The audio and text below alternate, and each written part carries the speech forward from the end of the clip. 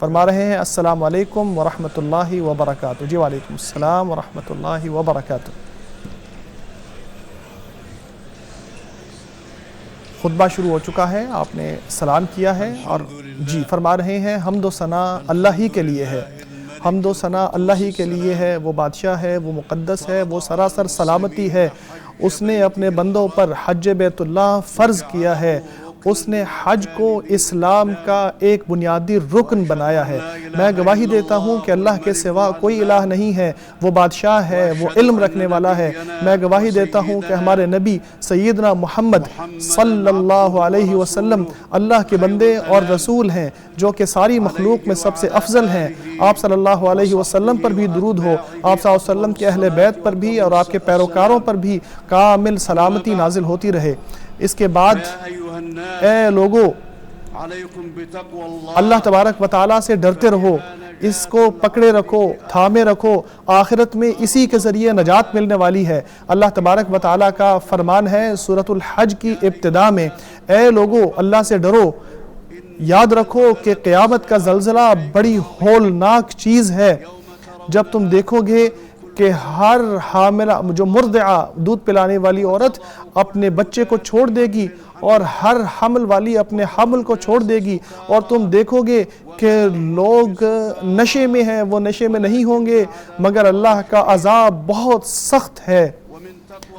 اللہ تبارک و تعالیٰ کے تقوی اور پرہیزگاری کا حصہ یہ بھی ہے کہ قیامت کے لیے تیاری کی جائے، نیکیاں کی جائیں، برائیوں کو، اللہ کی نافرمانیوں کو چھوڑ دیا جائے۔ اللہ تبارک و تعالیٰ کا فرمان ہے، اللہ تبارک و تعالیٰ حق ہے اور وہی مردوں کو زندہ کرتا ہے اور وہ ہر چیز پر قدرت رکھنے والا ہے اور قیامت آ کر رہنے والی ہے، اور اللہ تبارک و تعالیٰ قبروں میں پڑے لوگوں کو ضرور اٹھائے گا۔ یاد رکھیے کہ آخرت کی تیاری میں اہم ترین چیز یہ ہے، آخرت کی تیاری کے لیے اہم ترین چیز یہ ہے کہ انسان توحید کو اختیار کرے، اللہ کی عبادت کرے، غیر اللہ سے مانگنا چھوڑ دے، صرف اور صرف اللہ کی عبادت کرے۔ اللہ کے علاوہ بھلا کیسے کسی سے مانگا جاتا ہے جبکہ کوئی نہ نفع دے سکتا ہے نہ نقصان؟ یہی سب سے بڑی گمراہی ہے۔ کیا ان لوگوں کو پکارا جاتا ہے کہ جن کا نقصان دینا ان کے فائدے سے زیادہ بہتر ہے؟ کتنا برا ٹھکانہ ہے اور کتنا برا ساتھی ہے۔ اللہ کا فرمان ہے، جس نے اللہ کے ساتھ شرک کیا تو اس کی مثال ایسے ہے جیسے کوئی آسمان سے گرا ہو تو راستے سے کوئی پرندہ اس کو اٹھا لے، اچک لے جائے، یا ہوا اس کو کسی گندی جگہ پر جا کر پھینک دے۔ اہل ایمان کا شعار ہی توحید ہے، توحید ہی اہل ایمان کا شعار ہے۔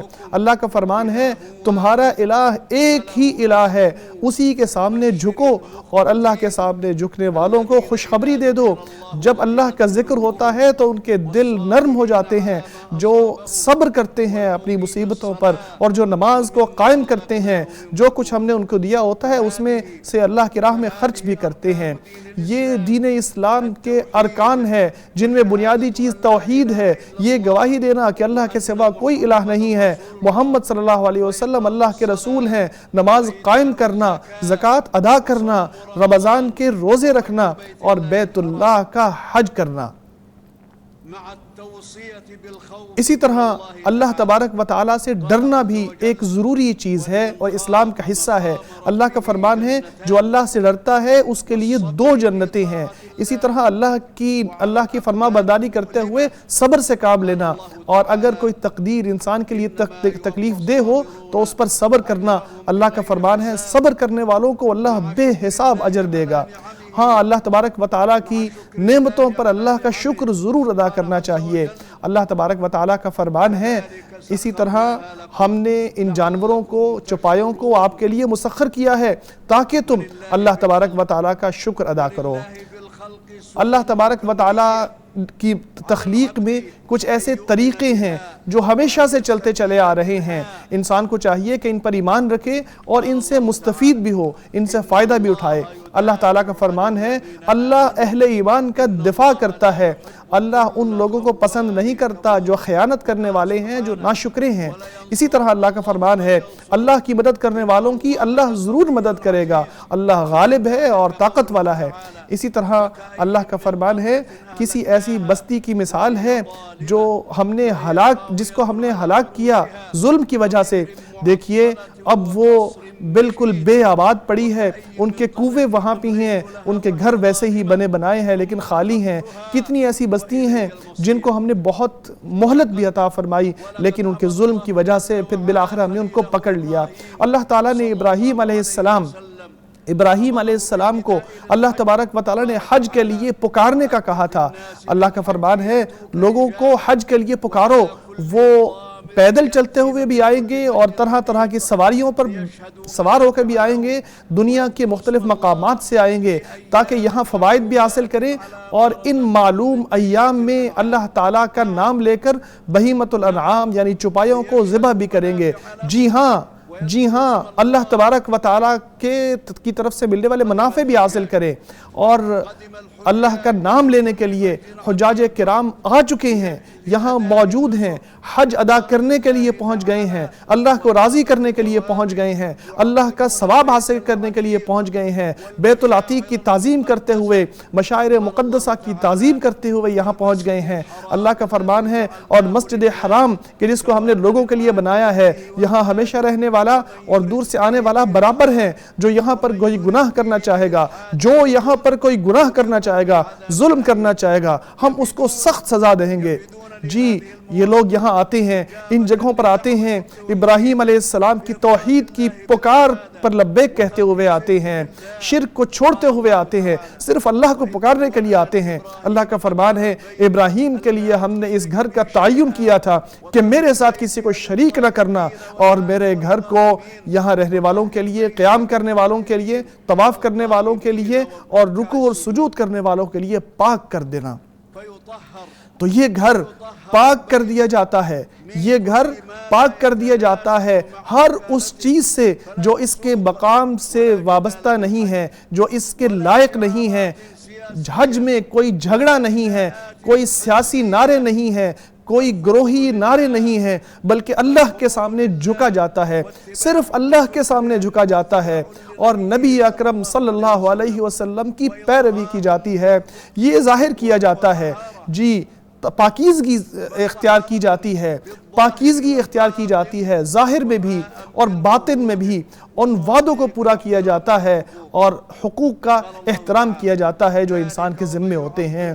اللہ کا فرمان ہے جو اللہ کی حرمات کی، اللہ کے یہاں محترم چیزوں کی تعظیم کرتا ہے تو یہ اس کے لیے بہت بہتر ہے اس کے رب کے نزدیک۔ جو اللہ کے شعائر کی تعظیم کرتا ہے تو اس کے دل کا تقوی ظاہر ہوتا ہے۔ دیکھیے حج میں کیسے مظاہر سامنے آتے ہیں، کیسے لوگ ایک دوسرے سے ملتے ہیں کہ تعارف ہوتا ہے، لوگ ایک دوسرے کے ساتھ تعاون کرتے ہیں، ایک دوسرے کے ساتھ اچھا سلوک کرتے ہیں۔ سب کی زبانیں مختلف ہوتی ہیں، رنگ مختلف ہوتے ہیں، ملک مختلف ہوتے ہیں، لیکن بھائی ہوتے ہیں، ایک دوسرے سے پیار کرنے والے ہوتے ہیں، فوائد سمیٹنے کے لیے آتے ہیں۔ نبی اکرم صلی اللہ علیہ وسلم کی اس شریعت کے مطابق فقراء کو اپنے جو قربانیاں ان سے کھلاتے بھی ہیں، اپنے کاموں میں بھی نیکی اختیار کرتے ہیں، باتوں میں سچائی اختیار کرتے ہیں۔ اللہ کا فرمان ہے جھوٹ سے بھی بچ جاؤ اور جھوٹ سے دوری اختیار کرو۔ موقف عرفات جہاں پہ ہم آج موجود ہیں، اللہ تبارک و تعالیٰ فرشتوں کے سامنے آپ پر فخر کرتا ہے۔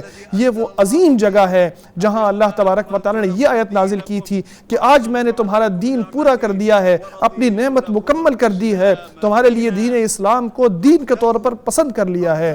تو نبی اکرم صلی اللہ علیہ وسلم، نبی ہدایت صلی اللہ علیہ وسلم کے راستے پر چلو، ان کی پیروی کرو۔ آپ نے جمع اور قصر کرتے ہوئے ظہر اور عصر کی نماز یہاں ادا کی تھی، پھر مغرب تک یہاں دعا کرتے رہے تھے، پھر مزدلفہ کی طرف گئے تھے، جیسا کہ اللہ تعالیٰ کا فرمان ہے۔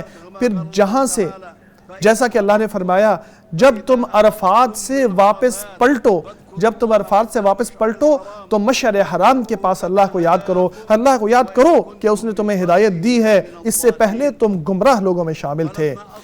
پھر جب نبی اکرم صلی اللہ علیہ وسلم مزدلفہ میں صبح عید کے دن اٹھے تو منا کی طرف چل پڑے۔ اللہ کا فرمان ہے پھر جہاں سے لوگ پلٹتے ہیں وہیں سے تم بھی پلٹو اور اللہ سے معافی مانگو، اللہ معاف کرنے والا اور رحم کرنے والا ہے۔ پھر آپ صلی اللہ علیہ وسلم جمرہ عقبہ پر کیکریاں ماری، قربانی کی اور طواف کیا اور لوگوں کو اجازت دی چاہے تو وہ بال منڈوائیں یا چاہے چھوٹے کروا لیں۔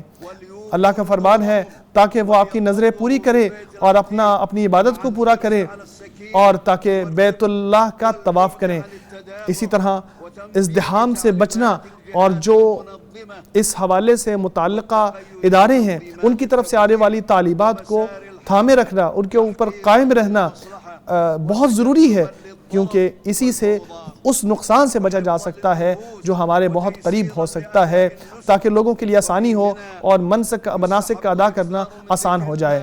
منا میں بھی اللہ کا ذکر کثرت سے کرنا چاہیے۔ اللہ کا فرمان ہے جب تم مناسک ادا کر لو تو اللہ کا ذکر یوں کرو جیسے تم اپنے آباء و اجداد کا ذکر کرتے تھے یا اس سے بھی زیادہ۔ ایام تشریق میں حجاج کرام تینوں جمروں کو کینکریاں مارتا ہے، ہر جمرے پر 7 کینکریاں روزانہ۔ بہتر یہ ہے کہ 13ویں دن تک یہاں رہا جائے، ہاں البتہ 12ویں دن بھی کینکریاں مار کے جایا جا سکتا ہے۔ اللہ تعالیٰ کا فرمان ہے ان چند گنے چنے دنوں میں اللہ کو یاد کرو، جو 2 دنوں بعد یہاں سے چلا جائے اس پر کوئی گناہ نہیں ہے اور جو بعد میں رہے اس پر بھی کوئی حرج نہیں ہے، لیکن شرط یہ ہے کہ تقوی اختیار کیا جائے۔ اللہ کو یاد کرو اور یاد رکھو کہ تم نے اللہ کی طرف پلٹنا ہے۔ سفر سے پہلے طواف وداع کیا جاتا ہے۔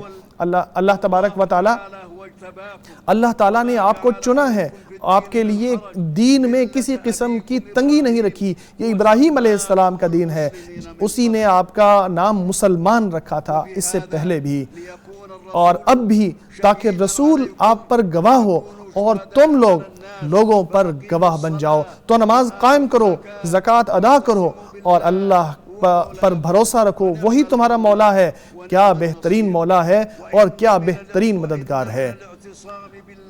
یاد رکھو کہ اللہ تبارک و تعالیٰ پر بھروسہ کرنے کا حصہ یہ بھی ہے کہ اللہ سے دعا کی جائے، خاص طور پر حج کے مواطن پر، کیونکہ یہاں پہ دعائیں قبول ہوتی ہیں۔ حدیث مبارکہ میں آتا ہے کہ نبی اکرم صلی اللہ علیہ وسلم نے فرمایا افضل ترین دعا عرفہ کی دعا ہے، اور وہ دعا جو میں نے اور مجھ سے پہلی نبیوں نے دعا کی، افضل ترین دعا وہ ہے اللہ کے سوا کوئی الہ نہیں، اس کے علاوہ اس کا کوئی شریک نہیں، اسی کے لیے حمد ہے، تعریف ہے اور وہ ہر چیز پر قدرت رکھتا ہے۔ اسے امام ترمذی نے روایت کیا ہے۔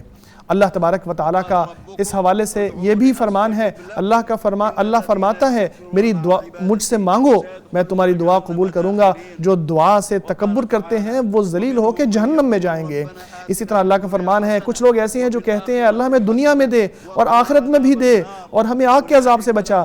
یہی وہ لوگ ہیں جن کی کمائی کا بدلہ ان کو ملے گا اور اللہ صحیح حساب کرنے والا ہے۔ اے اللہ حجاج کرام سے ان کا حج قبول فرما، ان کی دعائیں قبول فرما، ان کے معاملات آسان فرما، ان کے گناہ معاف فرما دے۔